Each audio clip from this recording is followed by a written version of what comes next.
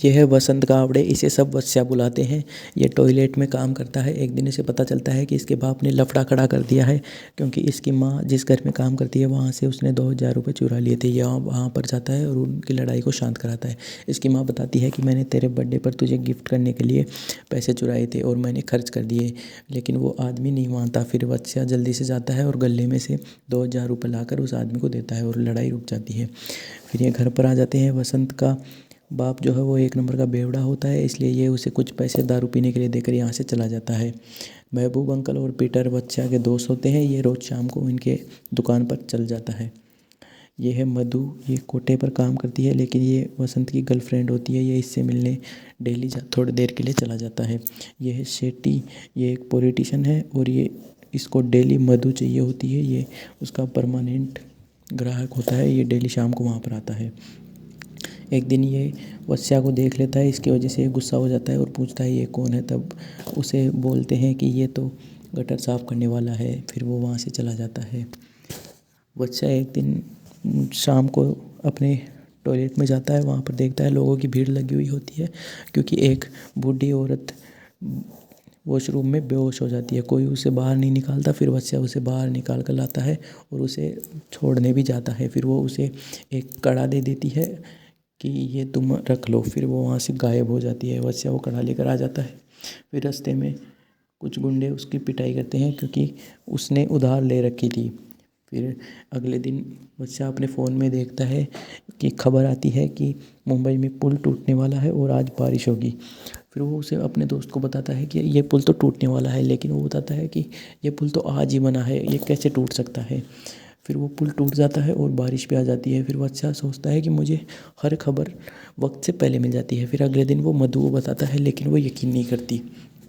फिर वत्स्या को अपने फ़ोन पर न्यूज़ आती है कि चोर बाज़ार में सोना है एक बोतल के अंदर। फिर वो महबूब अंकल से पैसे मांगता है ताकि वो उस बोतल को ख़रीद सके और फिर वो सोना उसे मिल जाए और वो उसको बेचकर पैसे कमा सके और अपनी उधार चुका सके। लेकिन महबूब अंकल उसकी बातों पर यकीन नहीं करता, जिसकी वजह से उसे कुछ समझ नहीं आता। लेकिन उसका दोस्त पीटर थोड़े से पैसे लेकर आ जाता है कि हम वो ख़रीदेंगे। फिर वो वहाँ जाते हैं, लेकिन वो पीटर के हाथ से गिरकर टूट जाता है, जिसकी वजह से वो दुकान वाला उसको बाहर भगा देता है और वो फिर दूसरा आदमी उसको ख़रीद लेता है। फिर वो आ जाते हैं। फिर अगले दिन महबूब अंकल समोसे बेचने कहीं जा रहे होते हैं। तब वत्स्या बताता है कि तुम जहाँ पर जा रहे हो वहाँ पर तो एक्सीडेंट होने वाला है, लेकिन वो उसकी बात पर नहीं मानता और वो वहाँ से चला जाता है। उसको पता कि फिर उसको मैसेज आता है एक बैंक के लिए कि इस बैंक के ऊपर कर्जा हो गया है और इसमें जिसके भी पैसे हैं उन सब के पैसे डूबने वाले हैं। फिर मधु बताती है कि मैंने इस बैंक में सेविंग्स कर रखी है, लेकिन वो उसकी बात नहीं मानती। फिर वो बाद में आती है और बताती है कि तुम्हारी बात सच निकली, मेरे सारे पैसे डूब गए। और वो महबूब अंकल भी बताता है कि हाँ मैं बाल बाल बच गया, उस जगह पर एक्सीडेंट हो गया। फिर वो सब उसकी बात पर यकीन करने लग जाते हैं। फिर वो मिलकर फिर उसको खबर आती है कि पास में ही एक प्रोटेस्ट चल रहा है। वो महबूब अंकल को बताता है तुम्हारे समोसे वहाँ पर बेचेंगे। फिर वो वहाँ पर जाते हैं। वो लोग प्रोटेस्ट की वजह से सुबह से भूखे होते हैं, इसलिए सारे समोसे बिक जाते हैं और उनके पास पैसे आ जाते हैं। एक करेंसी के बारे में बताती है, मतलब इन्वेस्ट करने के लिए बोलती है, जिसका उन्हें पता चलता है कि इसके शेयर के दाम बढ़ने वाले हैं। फिर वो सभी थोड़े बहुत पैसे उसमें इन्वेस्ट कर देते हैं और अगले दिन उनके पास बहुत सारे पैसे आ जाते हैं। बच्चा सबसे पहले वो पैसे लेकर अपनी उधारी चुकाता है और वो मधु को उस कोटे से हमेशा के लिए आज़ाद करा लेता है, बहुत सारे पैसे उनको देकर। फिर वो सेठी वहाँ पर आता है और उसे मधु नहीं मिलती, जिसकी वजह से वो बहुत गुस्सा होता है और फिर वहाँ से चला जाता है। वत्स्या और उसके दोस्त मैच देख रहे होते हैं, तभी वो पास में कुछ लोगों की बातें सुनते हैं जो सट्टा लगा रहे होते हैं। फिर वत्स्या को आइडिया आता है क्यों ना हम सट्टा लगाएं और इससे बहुत सारे पैसे कमा सकते हैं। उसके फ़ोन पर मैसेज आता है कौन सी टीम जीतने वाली है, कितने रन है, सब उससे वक्त से पहले पता चल जाता है। फिर वो सट्टेबाजी करने लगते हैं, बैटिंग करते हैं और फिर उनके पास बहुत सारे पैसे आ जाते हैं। अब महबूब अंकल अपनी बेटी को आईफोन दिलाते हैं और वत्स्या भी मधु को शॉपिंग कराने ले जाता है। अब वो उनकी लाइफ चेंज हो गई है, वो एकदम से अमीर बन चुके हैं। वत्स्या अपने घर पे जाता है, लेकिन उसका बाप अपनी जिद पर अड़ा रहता है। वो उसे बोलता है कि मैं तुम्हारे 2 नंबर के कामों के पैसे नहीं लूँगा। फिर वत्स्या वहाँ से आ जाता है। वत्स्या वो घर खरीदना चाहता है जिसमें उसकी माँ काम करती थी। वो वहाँ पर जाता है, लेकिन वो बूढ़ा आदमी उसको धक्के मार कर बाहर निकाल देता है कि तुम चाहे कितने भी पैसे दे दो, मैं तुम्हें ये घर नहीं बेचूंगा। फिर वो गुस्से में बाहर आता है। फिर उसे बहुत ज़्यादा गुस्सा आता है और वो कार ख़रीद लेता है। फिर वो कार में मधु के साथ जा रहा होता है, तब भी शेट्टी उनको देखता है और शेट्टी उससे चिढ़ जाता है।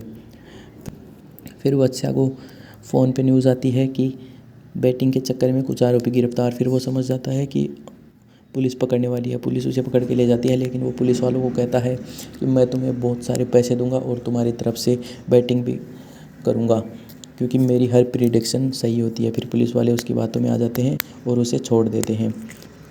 शेट्टी जो है वो अब एक डिप्टी सीएम बन चुका है और वो वत्स्या को पकड़ने की प्लानिंग, लेकिन वत्स्या पुलिस वालों को गलत प्रिडिक्ट बता देता है, जिसकी वजह से पुलिस वालों को लगता है कि ये मैच फिक्सिंग नहीं कर सकता, केवल तुक्का लगाता है, जिससे वत्स्या बच जाता है।